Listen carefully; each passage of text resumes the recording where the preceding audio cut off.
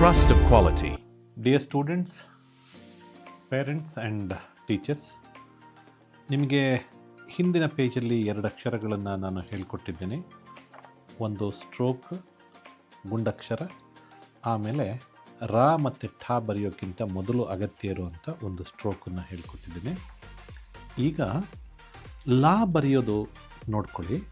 Line ಮೇಲೆ ತಿದ್ದೋದಷ್ಟೇ. ಈಗ ಹಿಂದಿನ ಅಕ್ಷರಗಳು ನಿಮಗೆ ಬರ್ತಾ ಇದೆ ಅಂತ ಅಂದರೆ ತಿದ್ದೋದಕ್ಕೆ ಈ ಅಕ್ಷರಗಳು ಬಹಳ ಸುಲಭ ಆಗುತ್ತೆ. ಲಾನ ಸರಿಯಾಗಿ ಲೈನ್ ಮೇಲೇ ತಿದ್ದಬೇಕು. ಸ್ವಲ್ಪ ಗುಂಡಾಗಿ ಬರಬೇಕಿದು. ಹೀಗೆ ಬರೆದ್ರೆ ಲಾ ಅಕ್ಷರ ಆಗುತ್ತೆ ನೋಡಿ.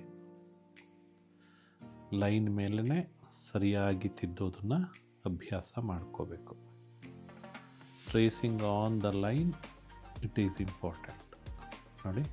ಲೈನ್ ಮೇಲೇ ತಿದ್ದಬೇಕು. ಲಾನ ತಿದ್ದಿ ಆದಮೇಲೆ ನೋಡಿ, ಈಗ ಆ ಅಕ್ಷರವನ್ನು ತಿದ್ದಬೇಕು ನೋಡಿ. ಲಾ ಬರೆಯಕ್ಕೆ ಬಂದರೆ ಆ ಅಕ್ಷರ ಭಾಳ ಚೆನ್ನಾಗಿ ಬರುತ್ತೆ ನೋಡಿ. ಬಹಳಷ್ಟು ಲೈನ್ಗಳು ತಿದ್ದೋದಕ್ಕೆ ಮಾತ್ರ ಇರೋದು. ಯಾರು ಚೆನ್ನಾಗಿ ಲೈನ್ ಮೇಲೆ ಟ್ರೇಸ್ ಮಾಡ್ತೀರಿ, ಅಕ್ಷರಗಳು ಭಾಳ ಚೆನ್ನಾಗಿ ಬರ್ತವೆ ನೋಡಿ. ಹೀಗೆ ಲೈನ್ ಮೇಲೆ ತಿದ್ದಬೇಕು.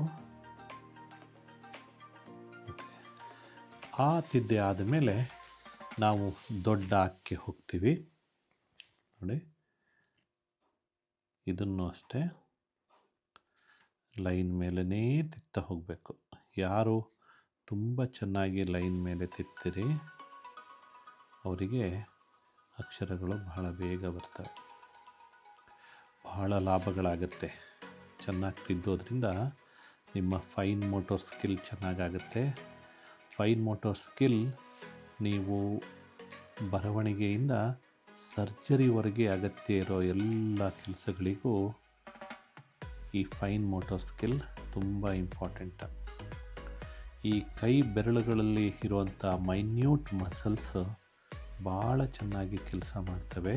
ನೀವು ಟ್ರೇಸಿಂಗ್ ಮಾಡಿದರೆ control over your fingers and muscles, ನಿಮ್ಮ ಬೆರಳುಗಳ ಮೇಲೆ ಮತ್ತು ಮಸಲ್ಸ್ ಮೇಲೆ ಕಂಟ್ರೋಲ್ ಸಿಗ್ತಾ ಹೋಗುತ್ತೆ ನೋಡಿ.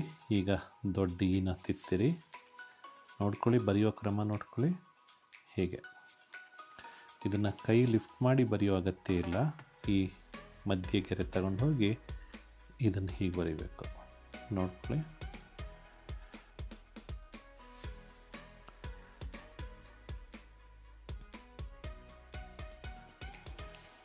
ನೋಡಿ, ಗುಂಡಕ್ಷರ ಈ,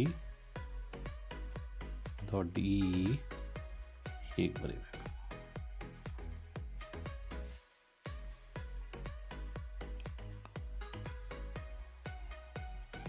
ಓಕೆ, ಹೀಗೆ ಲೈನ್ ಮೇಲೆ ತುಂಬ ಚೆಂದ ಟ್ರೇಸ್ ಮಾಡಿದರೆ ಭಾಳ ಚೆನ್ನಾಗಿ ಅಕ್ಷರಗಳು ಗುಂಡಾಗಿ ಬರ್ತವೆ.